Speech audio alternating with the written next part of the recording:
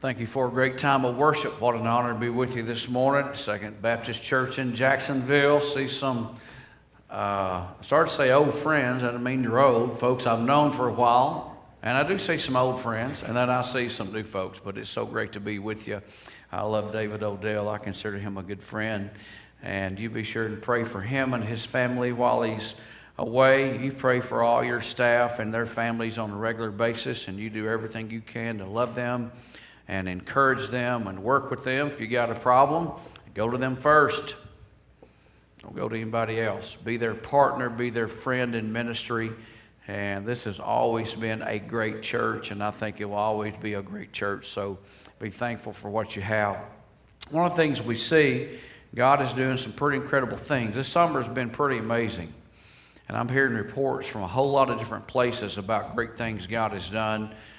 Camp Siloam is one of the camps that you support with missions money, has had an incredible year. They just built a new cafeteria, got down to where we were afraid the health department was going to shut us down. I think they were kind of turning their face the other way, so we needed to build a new cafeteria, and the leader there, Jason, stepped out in faith, and God blessed. And they just had an incredible year. One night they had 70-something students indicate that they wanted to pursue ministry or check into being involved in ministry.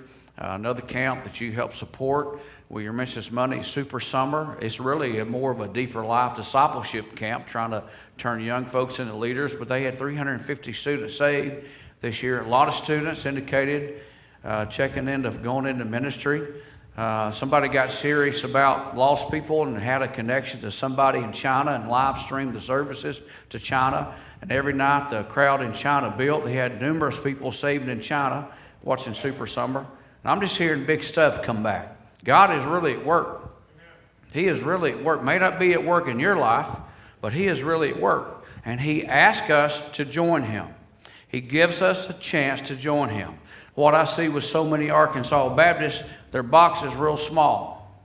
It's a real small box. It involves me getting up and going to church on Sunday, and we need to have the temperature right, and nobody better have sit in their family seat, and I want to see my friends there. And I don't want a bunch of strange people. I want to see my friends. That's a real small box.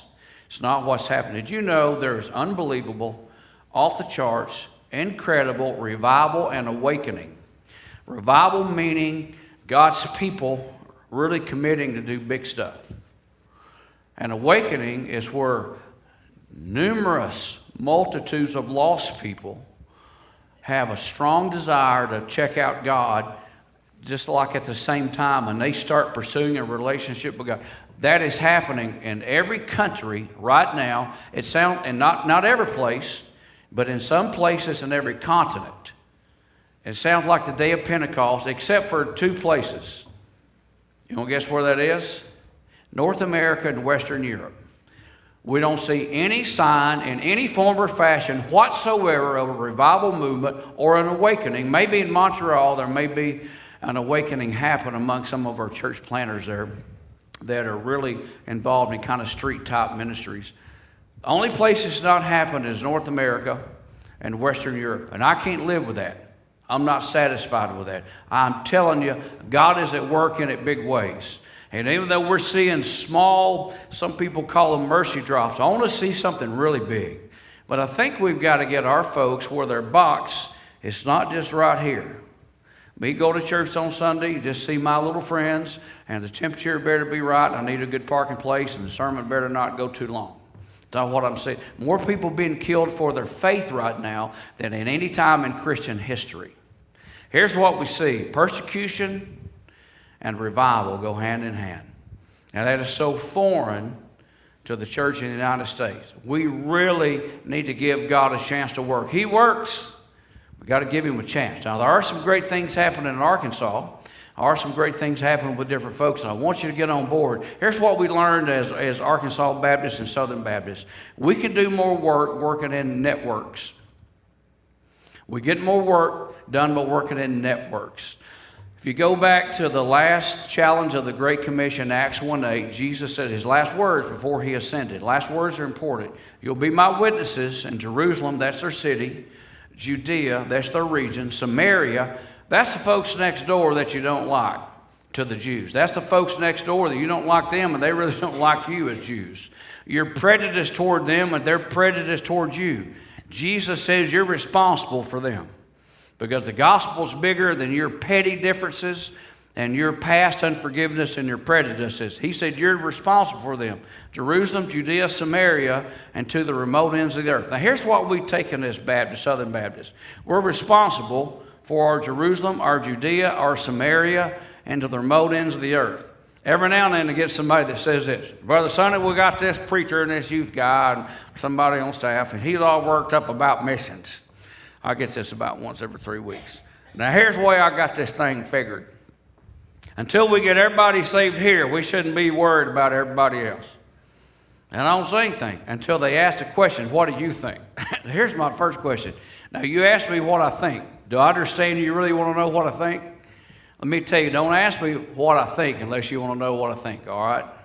I don't have time to waste. Oh, yeah, I want to know what you think. Oh, here's what I want to know. Here's what I want to know. Who gave you the right to do the figuring? Is there anywhere in the Bible that the Bible says how you got this thing figured is more important than what Jesus said? So that's a question for you, and that's a question for me. I don't think I got the right to do the figuring. I think he said, you will be my witnesses because I have big stuff planned in your Jerusalem, in your Judea, in your Samaria, and to the remote ends of the earth. And I want you to get on board, and I'll honor and bless when you get on board. So here's what we say. We have to be involved in networks because we can do more together, and we're to be involved in all those places at the same time. Not one at a time, at the same time. Did you know that you as an individual Christian and me as an individual Christian and you as a church and us as a network of churches called the Arkansas Baptist State Convention, because that's what we are, a network of churches, trying to work together to do more as a group than we can as individuals, trying to create spiritual synergy.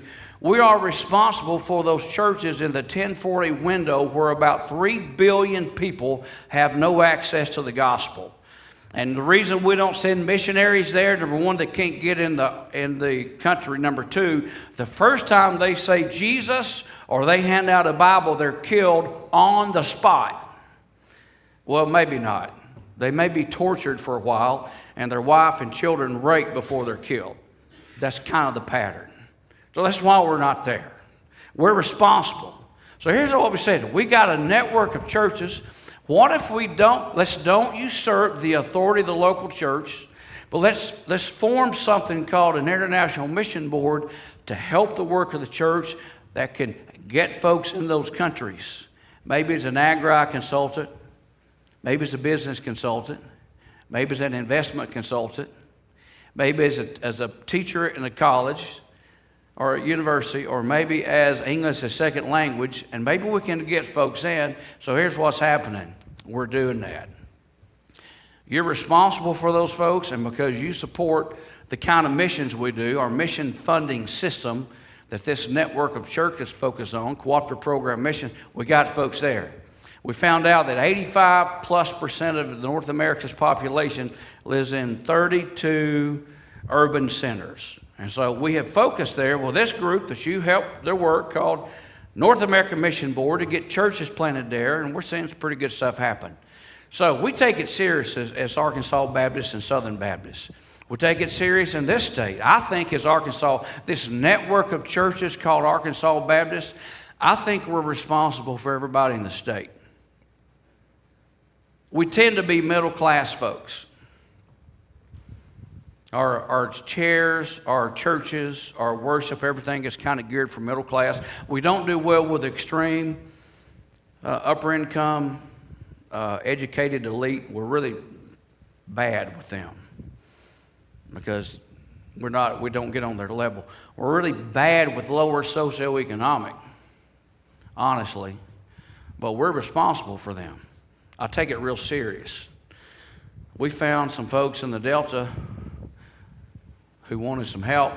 we started helping. We've added 50-something plus African American churches in the 5 years I've been executive director in the Delta. It is off the charts what's happening there. Off the charts what's happening there. I'm not sure. We had a prayer seminar for them.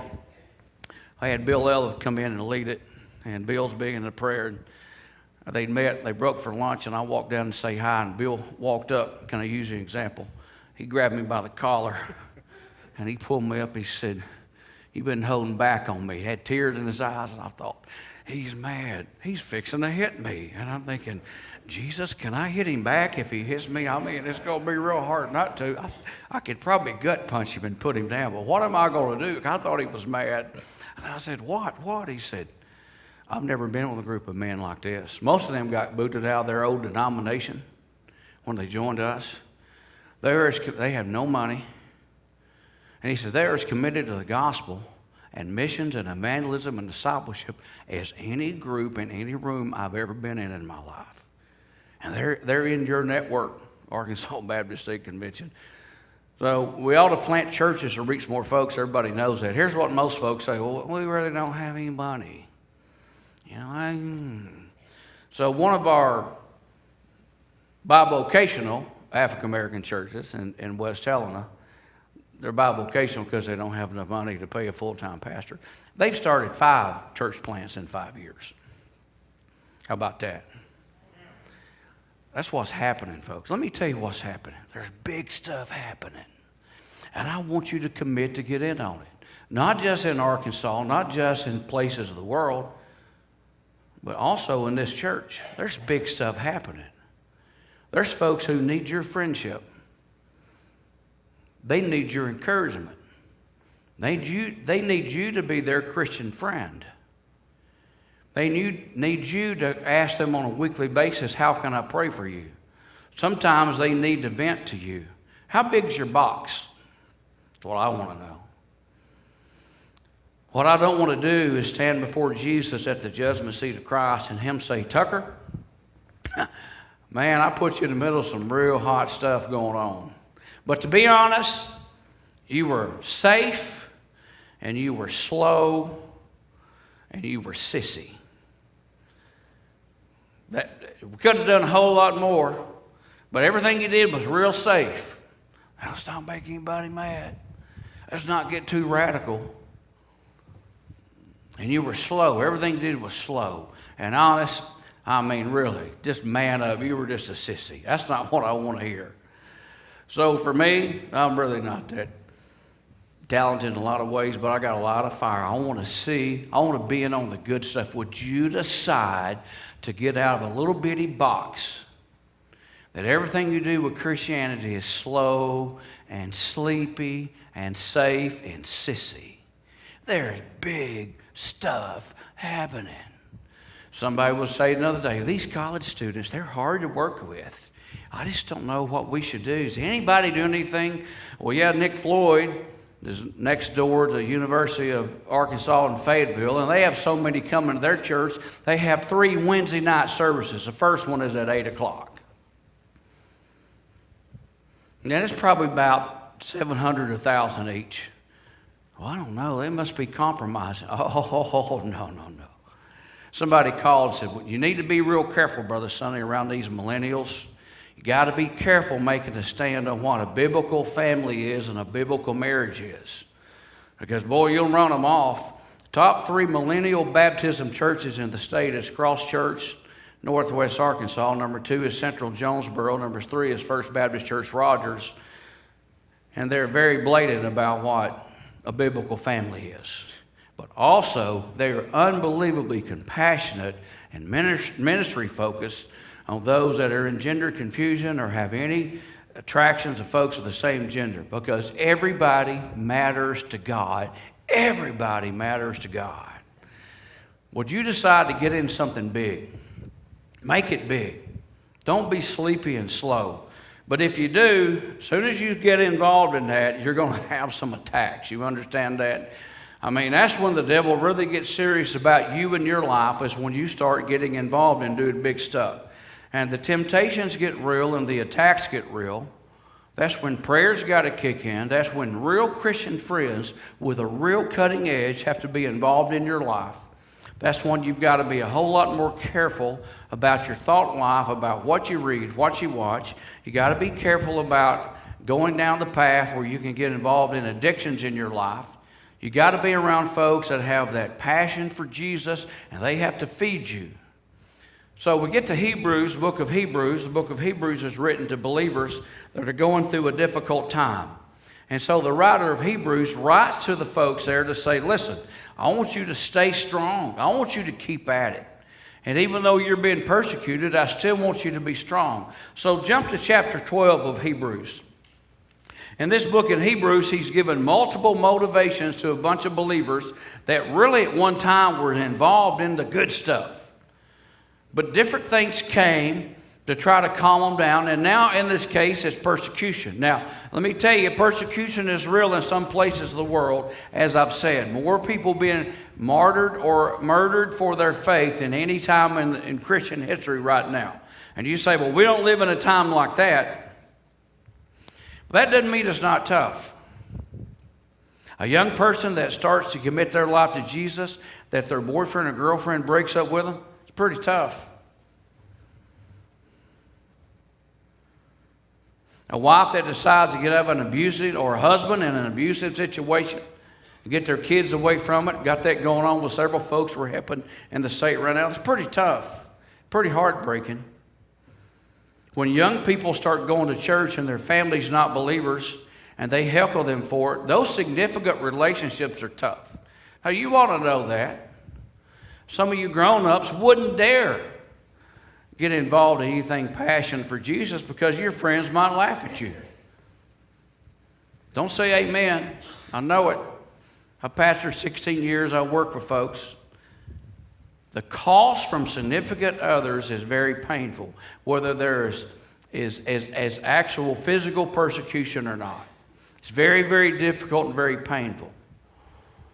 So how do you work through that? That's one of the biggest tools our spiritual arch enemy uses to get us to stop, is that coolness. I remember when I made a public commitment that I was going into ministry. I remember that significant other in my life, it wasn't a relative, but a good friend, made a pretty strong negative public statement about how sorry he felt for me. That was a pretty good little blow. I've always had pretty thick skin. It's a lot thicker now than it was then.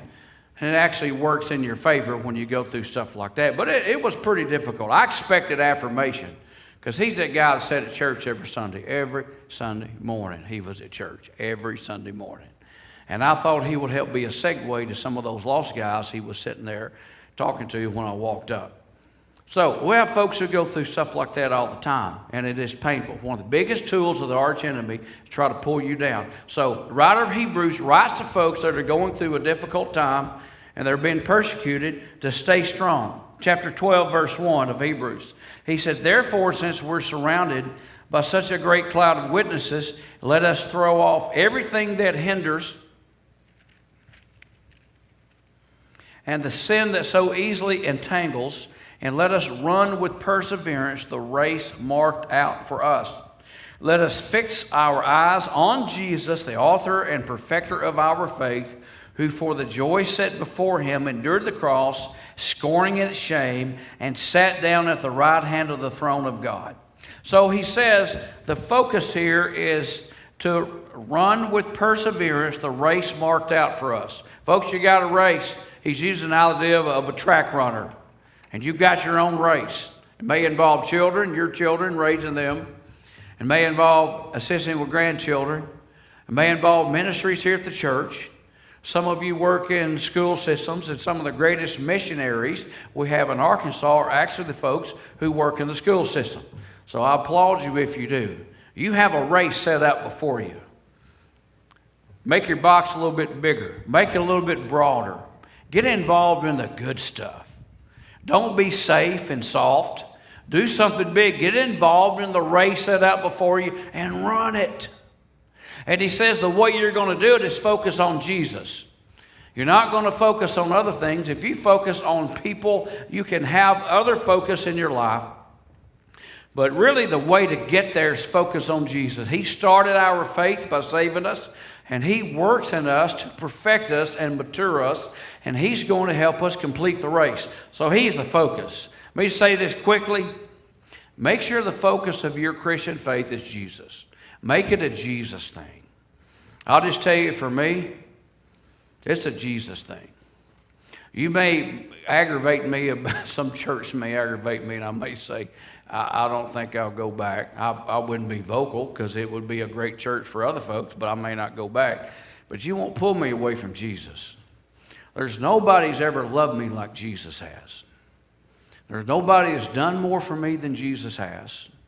There's nobody that could do anything like saving my soul and rescuing me from an eternity in hell to an eternity in heaven. There's been nobody that understands me like He does, somebody I can talk to 24/7, nobody that I can talk to and pray and see things happen and get things done than Jesus. I needed just the perfect wife to be with me, and man alive, did He bless. I'm still learning, how to be a good husband. I'm still not there, but I miss the little hints are the stuff that I miss. I'm just not good at it, but He helps my wife be patient with me, and, she's learning, quit hinting, just get a club and just go, I can understand the club. He's blessed me with my children. I asked Him when we went through 2 miscarriages and we had times we were worried about both children. He brought them through. Wonderful kids. We started praying when they were babies for their spouses. Give them the spouse that complements them and can pull them together. And He blessed in that. Folks, there's nobody like Jesus. There's nobody I love more than Jesus. Nobody I owe more than Jesus. And the only way that I can get through this is I have to look at Him. He's the one that saved me. He's the one that loves me. He's the one that sustains me. And you may let me down. Somebody may injure me. Other stuff may happen. And when I see folks that pull to the side because, somebody said this, or the church did this, or my grandparents did this, or my dad said this, you got your eyes on the wrong place. You got to keep your eyes on Jesus. He's the focus. Now, that's not for the beginner folks in here just. That's all for us folks been around for a while.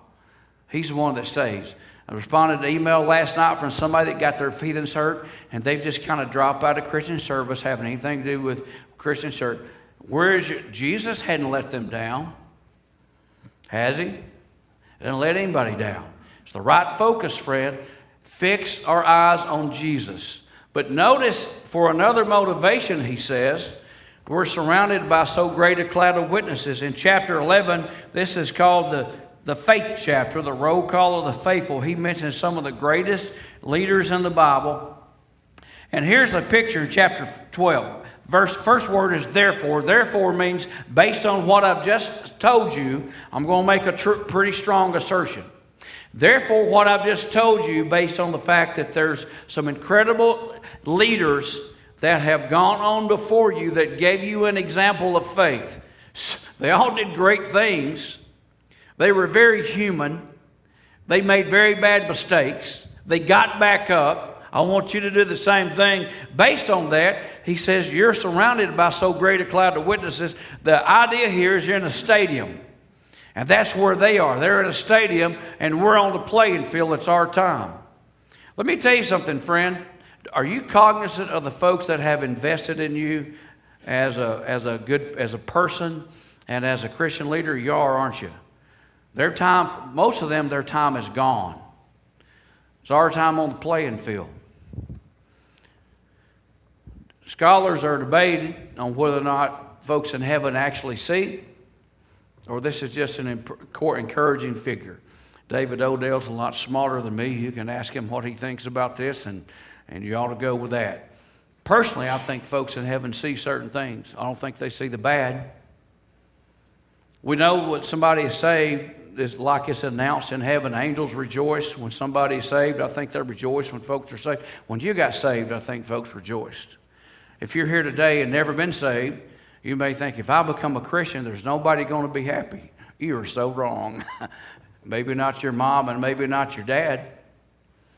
maybe not your friends. There's a lot of folks in heaven going to be excited that you got saved. Your real brothers and sisters that you'll spend eternity with, they're going to be excited. There are folks in this church that dearly love you, even though they don't even know you, and you may not know them, that would be excited if you got saved. So here's the idea. They're in the grandstand and we're in the playing field. I'm a product of not only Jesus, but a lot of folks that Jesus influenced to invest in me. There are folks prayed for me.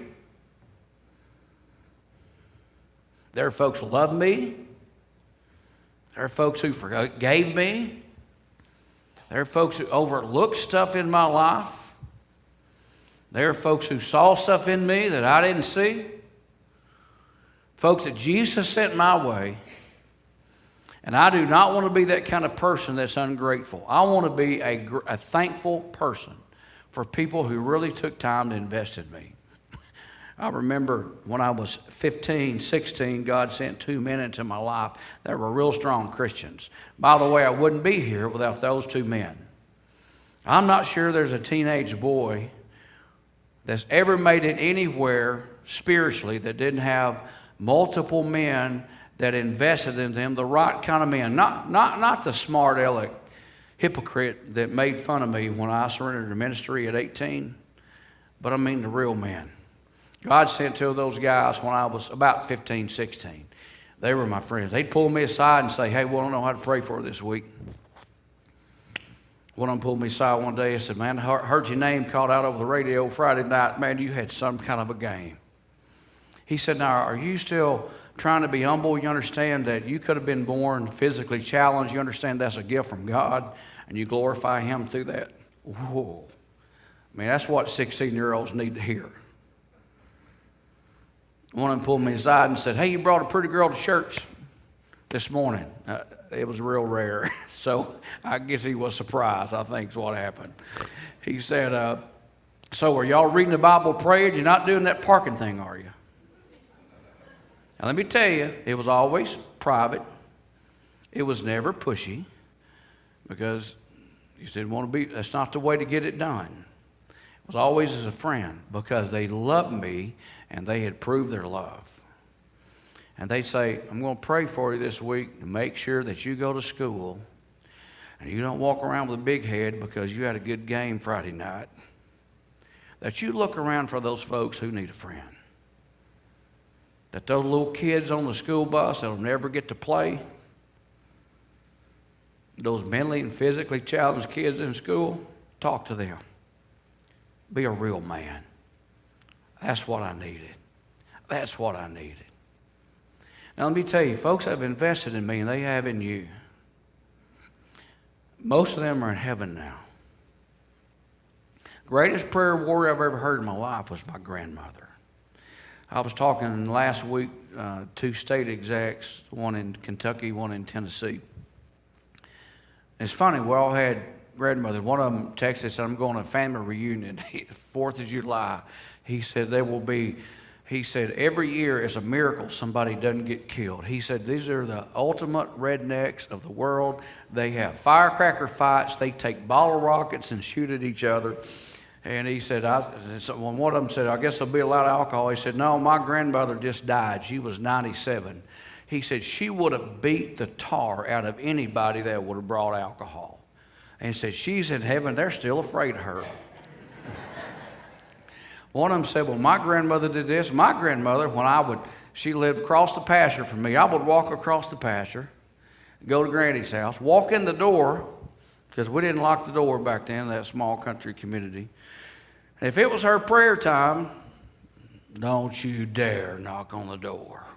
You will think hell came to earth if you knocked on the door. You better have blood spurting from numerous places in your body if you interrupt Granny's prayer time. And she didn't believe in praying silently, and she didn't believe in praying quietly. She got beside her bed and she cried out to God in a loud voice. I would sit there, sitting at the kitchen table. I could hear her all the way in the den, her praying. I remember hearing her pray numerous times before I was saved that I would be saved. Well, she's in heaven. It's my time. Folks that have invested in you didn't invest in you for you to play an average game. Folks that have invested in you didn't invest in you for you to walk in this race. They did invest in you and me for us to play inside a real small box. Let's get a big box. Let's start praying for folks. Let's start investing in folks. Let's find new believers. Let's find lost folks. Let's get in the game. It's a great time. But you understand that you're going to have difficulties come your way, and your enemy is going to come. Let me tell you the two difficulties that get in our way the most. He says this. He's very clear. First, throw off everything that hinders. That's not sin. That's just junk that gets in the way. Junk that gets in the way. Good stuff. I got to know Harley. I really like to ride it. There are days I'd like to ride it, and I know it's some really serious spiritual stuff. Not that that's not spiritual. I tell my wife that's spiritual. She doesn't believe it. I can make it in my ministry, but there's times I just can't play. I love to duck hunt. I love to fish. I love to hunt everything. It can get in the way. I can use it as a tool to minister to others. I can use it as my personal recreation time, and I can let it be a weight that hinders. I'll just be honest. We got a lot of stuff that gets in the way. And anything that gets in the way of you saying, but if I make my box bigger, I can't do this good stuff. Here's what he says. It's a hindrance. Could be a boyfriend, a girlfriend. Could be a hobby. Could be what you watch, what you read. He says you got to get it out of the way. It's something the devil sent. Second thing he said the sin that is so difficult to entangle our lives. What he said, right? The sin that easily entangles. Just bet when you say, God, I'm going to make this box bigger. God, I'm going to do something. I'm going to quit walking, and I'm going to start moving at a faster pace, have an impact in the life. You can bet you'll have a chance to increase the good junk in your life, and you can bet you'll have a chance to increase in sin. Everybody here struggled with about two things. I could name 15 sins and catch most of us. I wouldn't catch everybody because some folks are weird. They have weird sins. You know, you have to allow for that. But I could name 15 things, get most of us, name 12 and get most of us, and most of us struggle with two. Maybe it's something that's like worry. Maybe it's fear that becomes a sin because it keeps us from doing anything. Maybe it's unforgiveness. But whatever it is, when you start to do something that comes your way full speed, because the devil's saying, I'm going to slow these folks down. But here's what he says. Don't forget these folks up here. Jesus, who endured everything for us, and the folks who've gone before us, they're going, go. Quit crawling, start walking. Quit walking, start jogging. Quit jogging, run. Yay! Nobody else saw what you did, we saw. Nobody else may appreciate you, we do. We saw something in you. We prayed for you. We invested in you. Don't get tangled up in the junk, the good junk. Don't let sin ensnare you. You got something big you can do. And that's what the writer of Hebrews says. There's so much I want you to be doing. But now you got some persecution and some hardship coming, and it's slowing you down. Let me invite you today to get in this race. I love it. I think I've spent enough time being one of them Christians on the bench. You know, when you sit there and you're really at the ball game, but you don't ever do much. When you get in the game, you strike out. When you get in the game, you stumble around a little bit. But I tell you what, it sure is good. Because honestly, if we didn't stumble every now and then and strike out every now and then, people would think we were some superhuman, spiritual Superman or Superwoman. And that's really not what God wants. He wants folks that are normal, that get in the race.